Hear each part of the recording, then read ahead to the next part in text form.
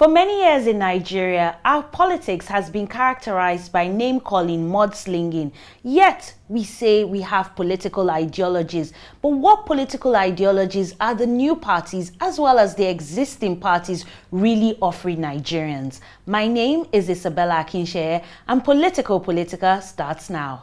The Nigeria of the future is for dreamers like me. I belong to everybody and I belong to nobody. Our local government areas must become special economic zones. I hope to disrupt the politics of failure. There will be no sacred cow. Dissolve all the congresses, dissolve the convention, and start all over again. Mr. President, my people are under siege. Leadership is not about the position you hold. You can't shut down your shop and be chasing criminals. If you allow criminals, there will be no shop. Find ways to fix your judiciary. Transport say aye. And most importantly, fix the mind of the people. The party must do what is right. Nigeria suffers from a state of economic radiculopathy, social sciatica, and political dystopia.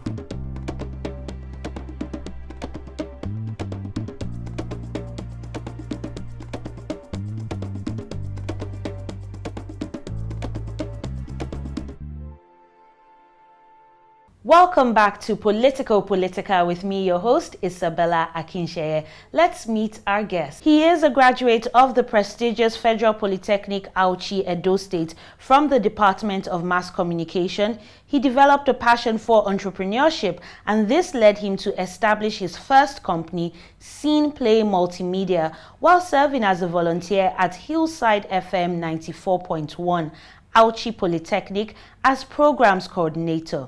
He established another organization called Boundless Success Initiative that focuses on developing human mental capacity and helps young people succeed in business, work, and family. He's a member of the Not Too Young to Run, an organization supporting young political candidates. He is contesting for a seat in the Oyo State House of Assembly representing Ibadan Southwest constituency 02 under African Action Progress. He is Akinwale Simon Adebayo. Akinwale, welcome to Politico Politica. Thank you. So our topic of the day is political ideology in Nigeria. Some will say that in Nigeria we run an interest-based political system. Will you agree with this statement? Yeah, I will agree because, it's about what individual stands to gain. Ideally, it shouldn't be about the individual. Rather, it should be about the community. It should be about, the society, the masses generally. But with the way it is in Nigeria currently, the system at which, the political cabals and, the politicians, in quote, corrupt, have played this thing. They've made it an interest-based, system, in the sense that as a politician, you go out there and want to go, talk to your voters, sensitize them, and the first thing you're being asked is, what did you bring for us? That's the first thing, like, what is in for me? What do I stand to gain? Just, that's what they want to hear first before you say any other thing you want to say. And truly, if you really want to, win them and get to their hearts, you would most of the time have to, drop something, cola nuts, drinks, just do something so they can listen to you. And when they listen to you, are they listening to your political ideologies? And what political ideologies are you aware of? Okay, now, when they listen to you, quite frankly, most don't listen to your political ideology, because generally there's this political ideology about politicians in Nigeria.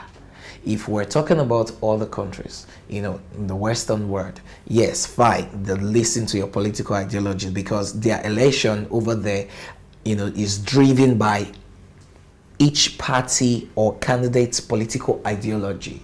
The US election, the previous US election is a good example of that. Now, but in Nigeria, if you observe, people talk less about manifesto. When politicians go out there, they are not talking about manifesto. They are talking about what the opponent is not doing, what the opponent has done wrong and all of that.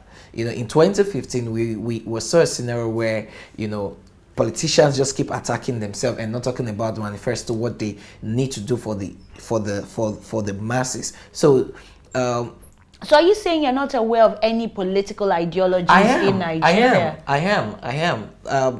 Quite frankly, personally, for me, my political ideology is to ensure that children, get basic care.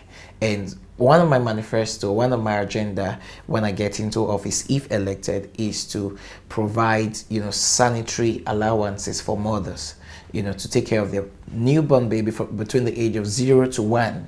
Register children in my constituency where I represent, so that when I mean mothers now, I'm talking about low income, earners. So you're already sharing some of your plans, which we'll get to that on our project or your segment. But for our topic of the day, still on political ideologies, will you say the political ideology of the party is what made you join, or did you join because you felt it will be a platform for your own interest? No, personally for me, I joined because of the political ideology of the party. In a simple sentence, what my party stands for is, a new Nigeria, taking it back and building a new Nigeria. Because, over the years, it has been made, our country has been messed up. It has gotten worse. Things have gotten worse, gotten bad, and we need to take it back now. One of the definition of insanity is keep doing the same thing and expect a different result. So it's time for us to take it back and build a new Nigeria. So would you say your political ideology is more to the left or to the right or the center? My political ideology is more to the center. To the center in the sense that it cuts across A and B.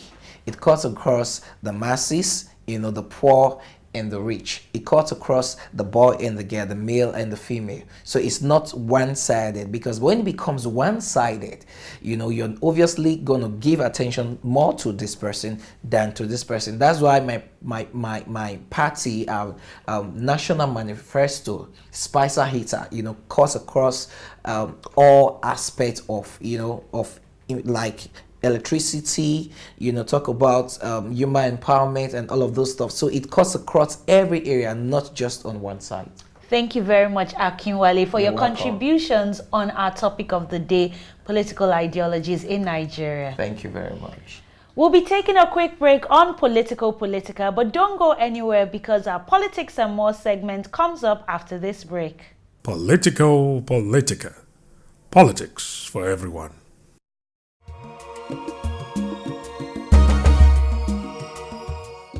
Welcome back to Politico Politica with me, your host, Isabella Akinseye. It's now time for our Politics and More segment.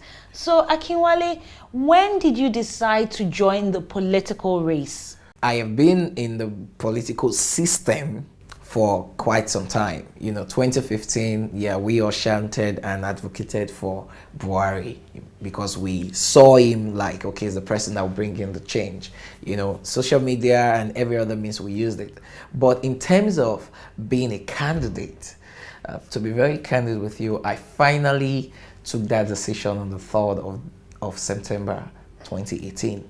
That was the day I woke up and I looked at the mirror and I was like, dude, take the ticket, go for the ticket. So that's, for me, that was when I got into the game of being, into the race of being a candidate, running. I was an aspirant and then, emerged. So what was that experience like, paying for the form, campaigning for votes? Can you share more about that? It's quite an experience, to be very candid with you. And just recently, before this interview, I just did a campaign, a rally, a few hours before this interview in Ibadan, my constituency.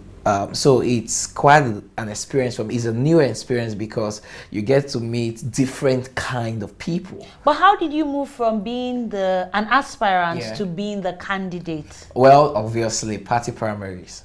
Party primaries, because there are obviously other candidates who want to, go for the same position you are vying for, and the party have to, organize a primary to decide who, runs with that ticket. So that's. So did they involve you spending a lot of money buying forms? There's no way you would do politics without spending money. That's the reality anywhere in the world.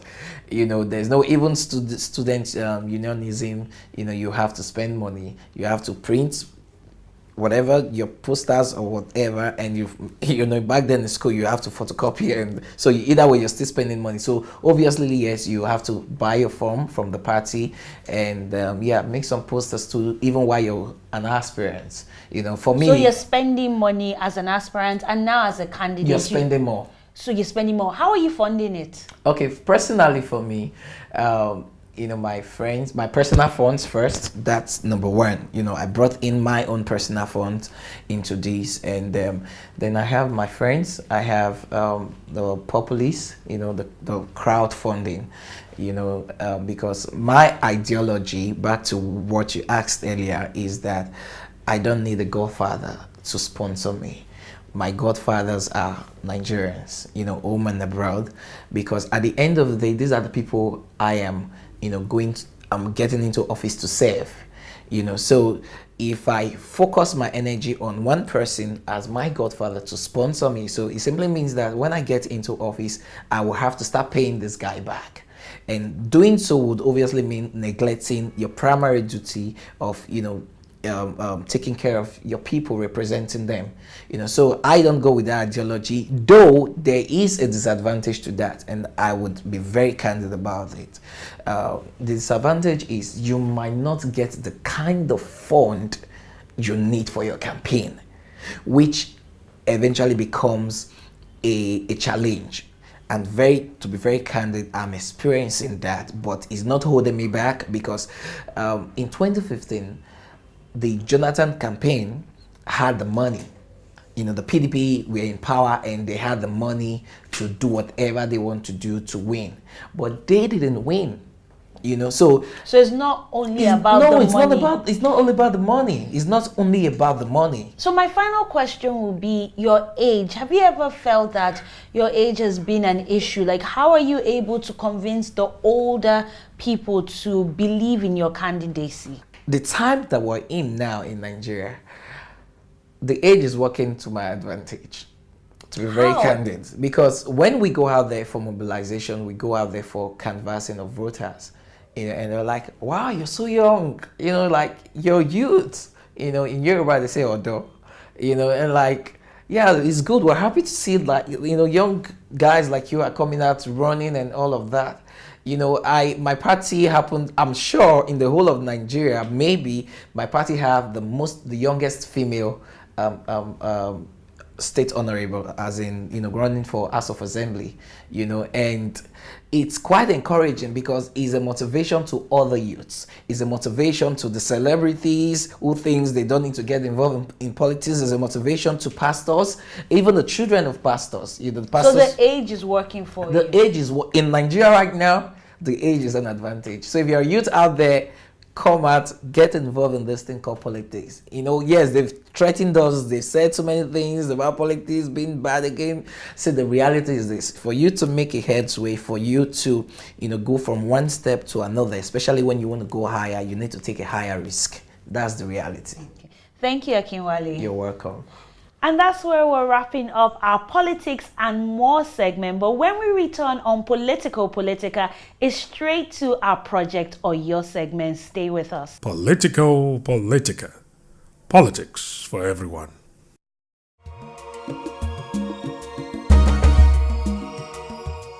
Welcome back to Politico Politica with me, your host, Isabella Akinseye. It's now time for our project or your segment.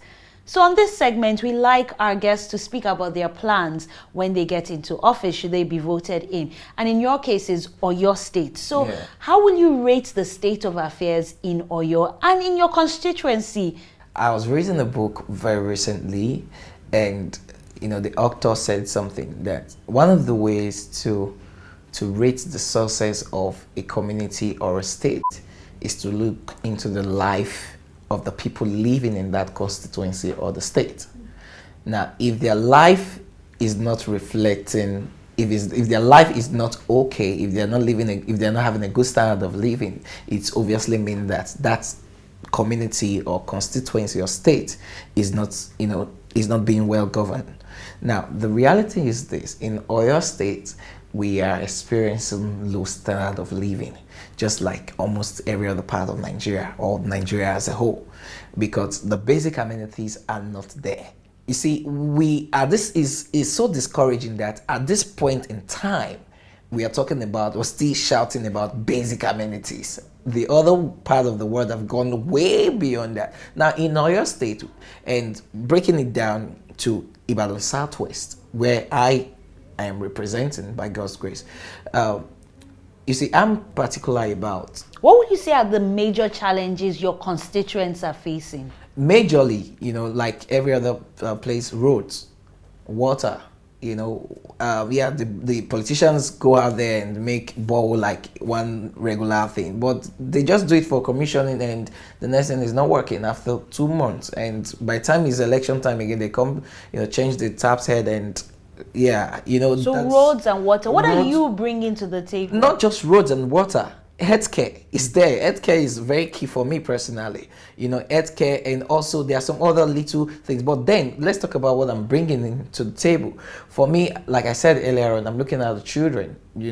We have most of our mothers are low income earners, and child care for them seems to be a challenge. I have been opportune to live abroad in quite a few countries, and I've seen the way things work out there.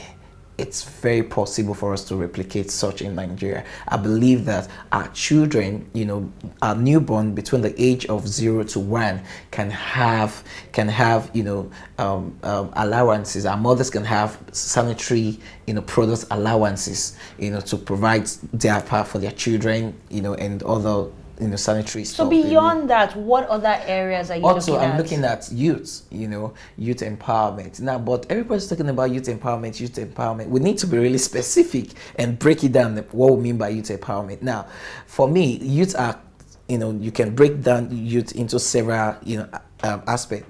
We have youth in school. Now, for the people in school, we're looking at bursary. We need to bring back those years of releasing bursary, so educational grants, upkeep, student upkeeps. We were bringing that back for the youth who are in school from our own constituency, because we're going to set up a means of registration to know the number of the statistics of people living in our constituency, male, female, and all of that. Let me know. Take that too long. Now, also, we are looking at the fathers and the mothers. The women trading in the market. We need to help them keep their marketplace clean, because sanitation, exactly. So what we eat is very important in terms of health. So we want to help them keep it very clean, create a very good modalities for all of this, and at the same time for the fathers who are farmers, for the ones who are in business, we want to encourage them. We are going by the way of renewing of the mind, or will I say tutelage. It's more than just giving this person money to do whatever he wants to do. We need to be transformed by the renewing of our mind. So we need to do a lot of talking, a lot of teaching, a lot of advocacy, so sensitization. That is just it. Sensitization. We give you money, we empower you, we provide you with this product or that product, we sensitize you on how to manage it. We don't just stop there. We go beyond there to manage it with you and monitor the process and everything, so that, because we don't want you to fail. When you succeed, the people around you gets to benefit from that and succeed. Thereby, you don't have to wait for election to come to start seeking money from politicians to want to sell your votes.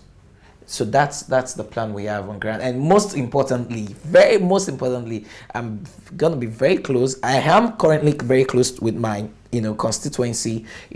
For my campaign, I'm doing 22 community hall meetings across 6 wards. And will this continue? Yes. It's part of my manifesto. It will continue every quarter, at least in each ward, 1 community hall meeting every quarter. Because for if you're representing a constituency and you don't know what their needs are, what are you representing?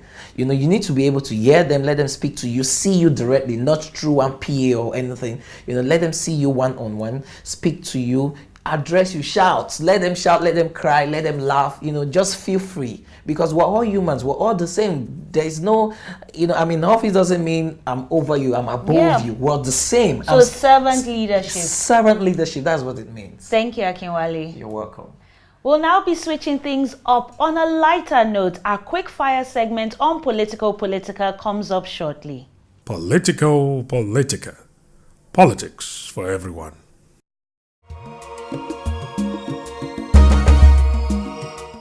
Welcome back to Politico Politica with me, your host, Isabella Akinseye. It's now time for our light-hearted segment, the quickfire segment. Akinwale, are you ready? I guess I have. Number 1, the first female governor will emerge in the next elections, true or false? True. Number 2, the party that will dominate in 2019 is African Action Congress. Number 3, young people have what it takes to be leaders because this is our time and we have the brain. Number 4, the funniest thing I've read about myself online. I am handsome. Number 5, the candidate I'm most afraid of. None. Number 6, Nigerians will vote with their stomach or their brains. More of stomach, candidly. Number 7, if not you, who? None. Thank you, Akinwale. You're welcome. We'll soon be wrapping up this episode of Politico Politica, but first, let's check out what's happening on the political landscape. Enjoy. Politico Politica. Politics for everyone.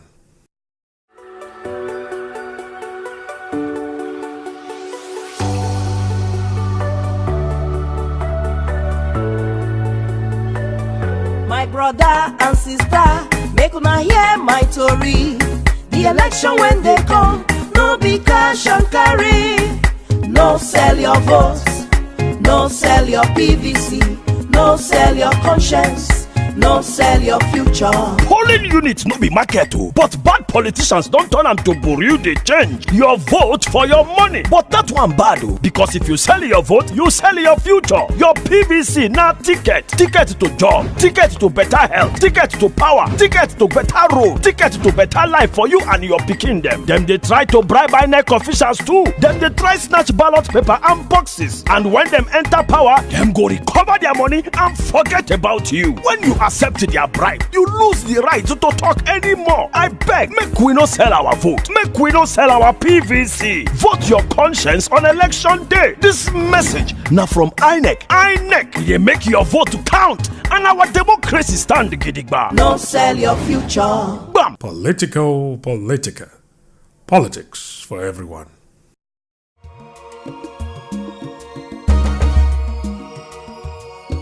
Welcome back to Politico Politica with me, your host, Isabella Akinseye. It's now time for our final words segment. So this is an opportunity, Akinwale, for you to deliver your final words, your charge. Imagine you have the eyes, the ears of millions of Nigerians and indeed the world. What will you say to them, and say that to your camera?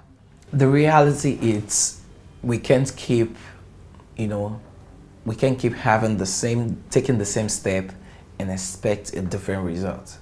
It is time for change in Nigeria, and I am tired of the situation in Nigeria. I know you are tired. I know you're tired of just living the low life that you've been living. It is time for us to work together. It's not about party, it's about what we stand for. It's about values. It's about who can get the job done the way it should be done. So when you go out there to vote, or when you decide on who to vote for, please don't decide because he's your brother or he's your sister. Look into the values. Do your research into the candidates. Check about their values, what they stand for, what they believe for. And make that your, most of your criteria for voting or choosing to support that candidate. So it's not about your brother, your sister, your relation, or your friend. It's about who can do the job the way it should be done. And I pray and I hope that 2019, the youth, our fathers and our mothers will make a good decision to start building Nigeria for our children and our children's children. Thank you. Thank you, Akinwale, for being our guest on Politico Politica. Thank you very much. And it's a wrap here on today's episode of Politico Politica. I'm Isabella Akinseye, reminding you that politics is not just for the old, it's for the young, it's for everyone. So play a part and stay woke.